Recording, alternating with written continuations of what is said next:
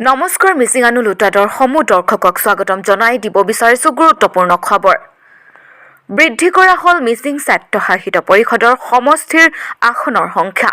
অসম ৰাজ্যিক কেবিনেটৰ বৈঠকত লোৱা হয় এই গুৰুত্বপূৰ্ণ সিদ্ধান্ত।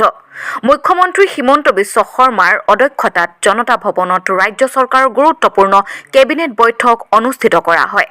কেবিনেট বৈঠকত কেইবাটাও আঁচনি ৰূপায়ণৰ সন্দৰ্ভত সিদ্ধান্ত লোৱাৰ উপৰিও মিচিং স্বায়ত্তশাসিত পৰিষদ, ৰাভা হাজং স্বায়ত্তশাসিত পৰিষদ, তিবা স্বায়ত্তশাসিত পৰিষদ, ঠেঙাল কছাৰী স্বায়ত্তশাসিত পৰিষদ, দেউৰী স্বায়ত্তশাসিত পৰিষদ, সোণোৱাল কছাৰী স্বায়ত্তশাসিত পৰিষদৰ ওপৰত গুৰুত্বপূৰ্ণ সিদ্ধান্ত গ্ৰহণ কৰে।